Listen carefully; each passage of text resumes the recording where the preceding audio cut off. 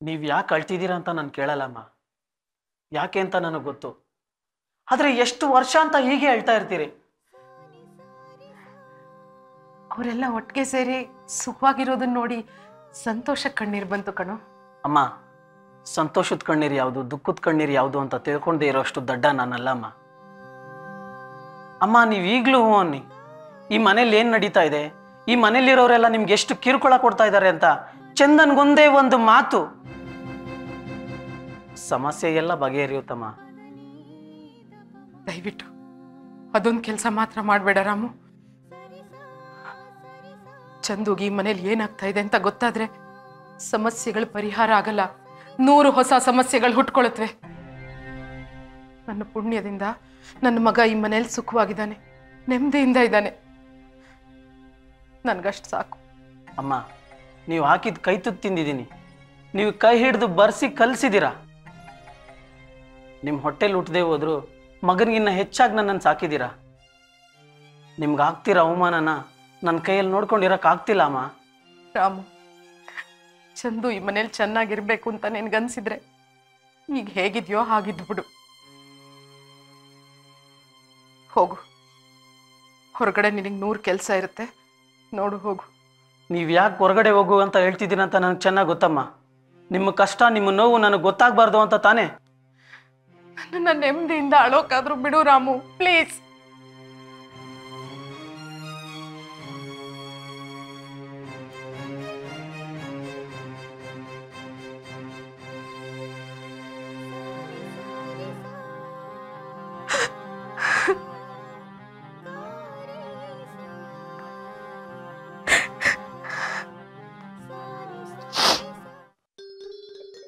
ನಾಗೆ, ಲೇ ನಾಗೆ, ಓ ಇಲ್ಲಿದೆಯಾ ನೀನು? ಲೇ ನಾಗೆ, ನಾ ಕೇಳಿದ್ದೆಲ್ಲ ದಿಟ್ವಾ, ಸುಜಾತ ಹೇಳಿದ್ದೆಲ್ಲ ದಿಟ್ವಾ, ನಂಗೆ ನಂಬಕ್ಕೆ ಆಯ್ತಾ ಇಲ್ಲ ಕಡೆ. ಲೇ ನಾಗೆ, ಲಚ್ಚಿಗೆ ನನ್ನ ಅಳಿಯ ಗಂಡು ನೋಡಿದ್ದಾನಂತೆ, ಮದುವೆ ಮಾಡಬೇಕು ಅಂತ ಇದ್ದಾನಂತೆ. ನಾಗೆ, ಆ ಹುಡುಗನ ಫೋಟೋ ತೋರಿಸೆ ನನಗೆ.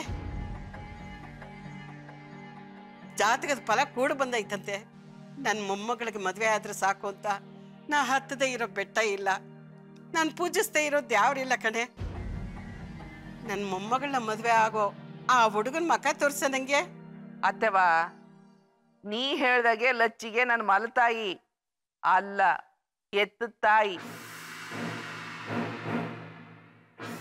ಎದೆ ಎತ್ತಕ್ಕೆ ಬೆಳೆದ ಮಗಳಿಗೆ ಗಂಡು ನೋಡೋದು ಮದುವೆ ಮಾಡೋದು ಅಂದ್ರೆ ಅಷ್ಟೊಂದು ಸುಲಭ ಅನ್ಕೊಂಡಿದ್ಯಾ? ಯುದ್ಧ ಮಾಡ್ದಂಗೆ ಅಲ್ಲ ಕಣೆತ್ತವ. ಊರವ್ರು ಯಾರೋ ಹೇಳಿದ್ರು ಕೇಳಿದ್ರು ಅಂದ್ರೆ ಹೇಳ್ದವ್ರಿಗೆಲ್ಲ ನನ್ನ ಮಗಳನ್ನ ಕೊಟ್ಬಿಡಕ್ಕಾಯ್ತದ? ಸಂಬಂಧ ಅಂದ್ರೆ ಜೀವಕ್ಕಿಂತ ಹೆಚ್ಚು ಕಣತ್ತೆ. ನಿಮ್ಮ ಅತ್ತೆಗೆ ನನ್ನ ಮೇಲೆ ಯಾವತ್ತೂ ನಂಬಿಕೆ ಇರಲಿಲ್ಲ. ನಾನು ಅವಳಿಗೆ ಕೆಟ್ಟದ್ದು ಮಾಡಿದೆ, ಚಿತ್ರಹಿಂಸೆ ಕೊಟ್ಟೆ ಅಂತಲೇ ತಿಳ್ಕೊಂಡವಳೆ. ಆದರೆ ಅವಳಿಗೆ ಗೊತ್ತಿಲ್ಲ ನುಗ್ಗೆ ಗಿಡವ ಕತ್ತರಿಸ್ತಾನೆ ಬೆಳೆಸ್ಬೇಕು ಅಂತ. ನಾಳೆ ಬೇರೆಯವ್ರ ಮನೆಗೆ ದೀಪ ಹಚ್ಚಕ್ಕೆ ಹೋಗೋಳನ್ನ ಹೇಗೆ ಬೆಳೆಸ್ಬೇಕು ಅಂತ ನೀನು ನಿಮ್ಮ ಅತ್ತೆ ನಂಗೆ ಹೇಳ್ಕೊಡ್ಬೇಕಾ? ನೀವೆಲ್ಲ ಇಷ್ಟು ದೊಡ್ಡ ಮನಸ್ಸಿರೋರು ಅಂತ ನನಗೆ ಗೊತ್ತಾಗ್ಲಿಲ್ಲ. ನೀವು ಅವಳು ಕೊಡೋ ಕಷ್ಟ ನೋಡಿ ನಾನು ಕಣ್ಣೀರು ಹಾಕದ್ದೆ ಹೊರತು ಈ ಮುದಿ ಮುಂಡೋದಕ್ಕೆ ನಿಮ್ಗಿಷ್ಟು ಒಳ್ಳೆ ಮನಸ್ಸಿದೆ ಅಂತ ನನಗೆ ಅರ್ಥ ಆಗಲಿಲ್ಲ. ಮಲಮಗಳು ಅಂತ ಮೂದಲಿಸ್ತೀಯಾ, ಅವಳನ್ನ ಮೂಲೆಗಾಗ್ತೀಯಾ ಅನ್ಕೊಂಡಿದ್ದೆ. ಆದರೆ ನನ್ನ ಕಣ್ಣಿಗೆ ಕೆಟ್ಟದ್ದು ಯಾವುದು ಒಳ್ಳೇದು ಯಾವುದು ಅಂತ ಅರ್ಥ ಆಗಲಿಲ್ಲ. ನಾಗೆ, ಮೊದಲು ನನ್ನ ಮೊಮ್ಮಗಳನ್ನ ಮದುವೆ ಆಗೋ ಆ ಗಂಡಿನ ಮಕ ತೋರ್ಸವ.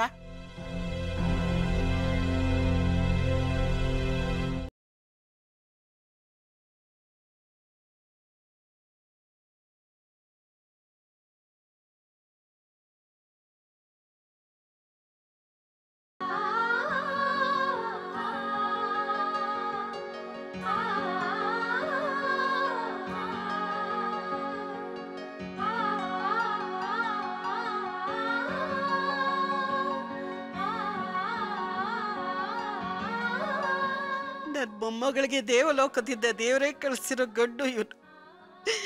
ಇವನಂತ ಗಂಡನ ಪಡೆಯೋದಕ್ಕೆ ನನ್ನ ಮೊಮ್ಮಗಳು ಇನ್ನೆಂತ ಪುಣ್ಯ ಮಾಡಿರ್ಬೇಕು.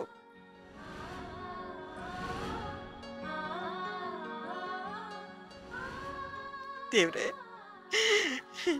ನಿನಗೆ ಎಳ್ಳೆಣ್ಣೆ ದೀಪ ಹಚ್ಚಿದ್ದು ನಿನ್ನ ಕಣ್ಣು ಕಾಣ್ತಲ್ಲಪ್ಪ. ನನಗಿಂತ ಪುಣ್ಯವಂತೆ ಉಂಟೇನಪ್ಪ. ನಾಗಿ ನನ್ನ ಮೊಮ್ಮಗಳು ನೋಡೋದಕ್ಕೆ ಗಂಡಿನ ಕಡೆಯವ್ರು ಯಾವಾಗ ಬರ್ತಾರಂತೆ? ಅವ್ರು ಬರೋ ಅಷ್ಟೊತ್ತಿಗೆ ನಾವು ಅಜ್ಜಿ, ನಮ್ಮ ಧರ್ಮ ಸಂಕಟ ನಿನ್ಗೆ ಅರ್ಥ ಆಗದೇ ಇಲ್ವಾ?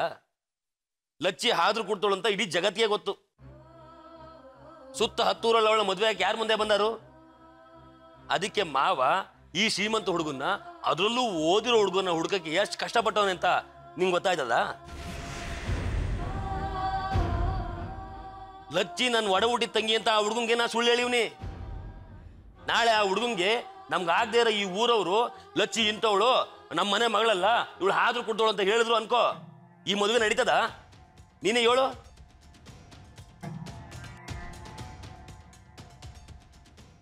ಅದಕ್ಕೆ ನಾನು ಮಾವ ಏನ್ ಅನ್ಕೊಂಡಿದೀವಿ ಅಂದ್ರೆ, ಯಾರಿಗೂ ಗೊತ್ತಾಗ್ದಂಗೆ ಈ ಮದುವೆ ಮಾಡಿ ಮುಗಿಸಿದ್ರೆ ನನ್ನ ತಂಗಿ ಅಂದ್ರೆ ನಿನ್ ಮೊಮ್ಮಗಳು ಸುಖವಾಗಿರ್ತಾಳೆ ಅಂತ.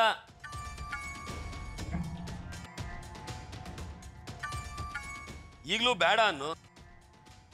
ನಾನು ಮಾವ ಗಣ್ಣವ್ರನ್ನ ಕರೆಸಿ ನಿಶ್ಚಿತಾರ್ಥ ಮಾಡ್ತೀವಿ. ಆಮೇಲೆ ನಿಂಗೆ ಗೊತ್ತಲ್ವಾ, ಈ ಊರಲ್ಲಿ ಮನೆಗೊಬ್ಬ ಶತ್ರು ನಮ್ಗೆ. ಅವ್ರು ಯಾರಾದ್ರೂ ಹೇಳೇ ಹೇಳ್ತಾ ಇರ್ತಾನೆ, ಲಚ್ಚಿ ಮನೆ ಮಗಳಲ್ಲ, ನಾನು ಹೊಡ ಹುಟ್ಟಿ ತಂಗಿ ಅಲ್ಲ ಅಂತ. ಆಗ ನಿನ್ ಮೊಮ್ಮಗಳ ಮದ್ವೆನ ನೀನೇ ನಿನ್ ಕೈಯಾರ ಮುರಿದಂಗಾಯ್ತದೆ. ಬೇಡ ಬೇಡ, ಹಂಗಾಗೋದು ಬೇಡ. ನನ್ನ ಮೊಮ್ಮಗಳು ಹೆಂಗಾದ್ರೂ ಸರಿ ಮದುವೆ ಆಗಿ ಗಂಡನ ಮನೇಲಿ ಸುಖವಾಗಿದ್ರೆ ಅಷ್ಟೇ ಸಾಕು.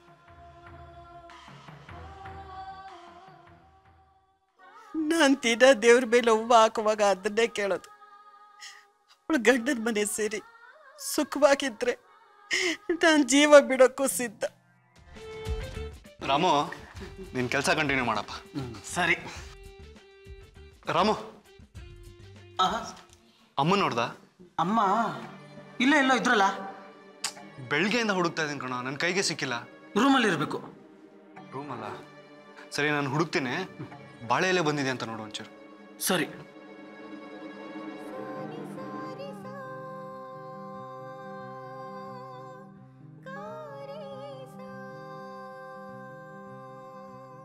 ಅಮ್ಮ, ರೂಮಲ್ಲಿ ಕೂತ್ಕೊಂಡು ಏನು ಮಾಡ್ತಿದ್ಯಾ?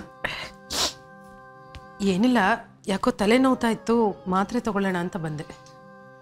ತಲೆನೋವು ಬಂದರೆ ಕಣ್ಣಲ್ಲಿ ನೀರು ಬರುತ್ತಾ? ಯಾಕೆ ಅಳ್ತಿದ್ಯಾ? ಎಲ್ಲರೂ ಮನೇಲಿ ಇಷ್ಟು ಸಂತೋಷವಾಗಿರುವಾಗ ನಾನು ಯಾಕೋ ಅಳ್ಳಿ? ಅಮ್ಮ, ನನ್ನ ಜೊತೆ ಸುಳ್ಳು ಹೇಳಬೇಡ. ಯಾರಾದರೂ ಮನ್ಸಿಗೆ ನೋವಾಗ ಮಾತಾಡಿದ್ರಾ? ಇಲ್ಲಪ್ಪ, ಇಲ್ಲ ಕಣೋ. ನನ್ನನ್ನು ಯಾರು ಯಾಕೆ ಈ ಮನೇಲಿ ಏನಾರು ಅಂತಾರೆ? ಯಾಕೆ ಏನೇನೋ ಪ್ರಶ್ನೆ ಕೇಳ್ತಾ ಇದೆಯಾ? ಮತ್ತೆ ನೀನು ಯಾಕೆ ಅಳ್ತಿರೋದು? ಅಪ್ಪ ನೆನಪಾದ್ರ? ಇಂಥ ಸಂದರ್ಭದಲ್ಲಿ ಅಪ್ಪ ಜೊತೆಗಿರ್ಬೇಕು ಅಂತ ಅನಿಸ್ತಿದ್ಯಾ?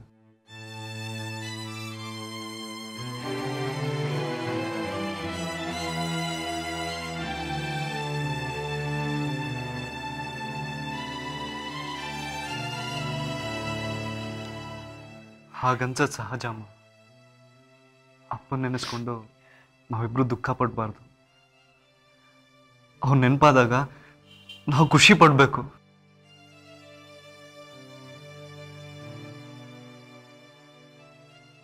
ಈಗ ಹೊರಗಡೆ ಬಾ. ನೀನು ಈ ರೂಮಲ್ಲೇ ಇದ್ರೆ ಮತ್ತೆ ಮತ್ತೆ ನೆನಪಾಗಿ ಅಳ್ತಾನೆ ಇರ್ತೀಯ. ಚಂದು, ನೀನು ಹೋಗು. ಇಡೀ ಕಾರ್ಯಕ್ರಮದ ಜವಾಬ್ದಾರಿ ನಿಂದು. ಅವ್ರ ಜಾಗದಲ್ಲಿ ನೀನೇ ನಿಂತು ಎಲ್ಲ ಕೆಲಸ ಮಾಡಬೇಕು. ಅದನ್ನೆಲ್ಲ ನಾನು ಮಾಡ್ತೀನಿ, ನೀನು ಬಾ. ನಂಗೆ ಯಾಕೋ ಮೈ ಸರಿ ಇಲ್ಲ ಚಂದು, ನೀನು ಹೋಗು. ಯಾಕಮ್ಮ ಸುಳ್ಳು ಹೇಳ್ತಾ ಇದೀಯಾ? ಯಾರು ಹೊರಗಡೆ ಬರಬೇಡ ಅಂತ ಹೇಳಿದಾರ? ಹೊರಗಡೆ ಬರಬಾರ್ದು ಅನ್ನೋದು ನಂದೇ ನಿರ್ಧಾರ ಚಂದು. ಯಾಕೆ ಅಂತ ಕಾರ್ಯಕ್ರಮ ಮುಗಿದ ಮೇಲೆ ಹೇಳ್ತೀನಿ. ನಿನಗಿದೆಲ್ಲ ಅರ್ಥ ಆಗೋಲ್ಲ. ಹೋಗು, ಬಂದಿರೋ ಬಂಧು ಬಾಂಧವರನ್ನೆಲ್ಲ ಮಾತಾಡ್ಸು.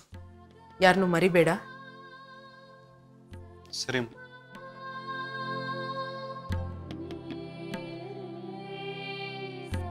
ಅಜ್ಜಿ ತಾತ ನೀವಿಬ್ರು ಎಷ್ಟು ಮುದ್ದ ಕಾಣಿಸ್ತಿದ್ದೀರಾ ಗೊತ್ತಾ? ನನ್ನ ದೃಷ್ಟಿನೇ ತಾಕತ್ತೆ ನಿಮಗೆ. ಕಲ್ಪನಾ ಭಾಷಣ ತಗೊಳ್ಳ.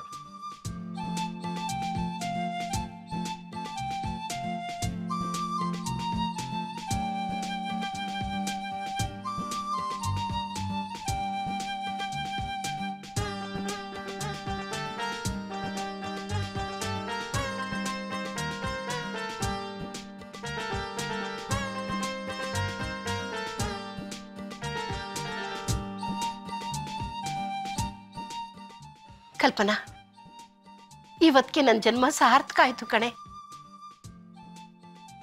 ಇನ್ಮೇಲೆ ನಾನು ನೆಮ್ಮದಿಯಾಗಿ ಸಾಯ್ಬೋದು. ಅಮ್ಮ, ಇಂಥ ಶುಭ ಸಂದರ್ಭದಲ್ಲಿ ಕೆಟ್ಟ ಮಾತಾಡಬಾರ್ದು. ನಿಮ್ಮ ಮೂವರ ಜೊತೆಗೆ ಅವನು ಇದ್ದಿದ್ರೆ ಎಷ್ಟು ಚೆನ್ನಾಗಿರ್ತಿತ್ತು. ಅಮ್ಮ, ಈಗ ಯಾಕೆ ಅದನ್ನೆಲ್ಲ ನೆನೆಸ್ಕೊಳ್ತಾ ಇದೆಯಾ?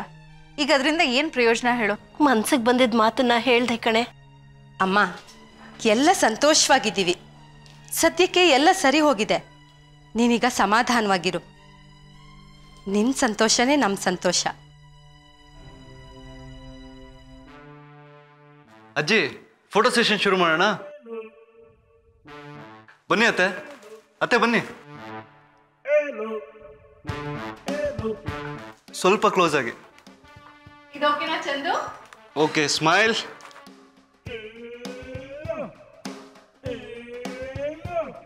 ಮಾವ, ನೀವು ಬನ್ನಿ. ಬನ್ನಿ ಮಾವ, ಕ್ಲೋಸ್ ಆಗಿ ಬನ್ನಿ. ಇನ್ನು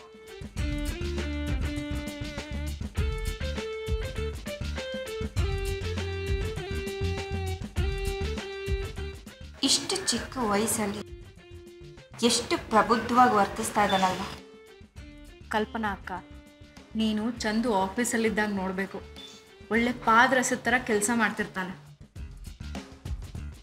ಅಷ್ಟೇ ಅಲ್ಲಕ್ಕ, ಎಲ್ಲರ ಬಗ್ಗೆನೂ ಎಲ್ಲದ್ರ ಬಗ್ಗೆನೂ ಎಷ್ಟು ಕೇರ್ ತಗೋತಾನೆ ಅಂದರೆ ನೀನು ಹೇಳಿದ್ರೆ ನಂಬಲ್ಲ.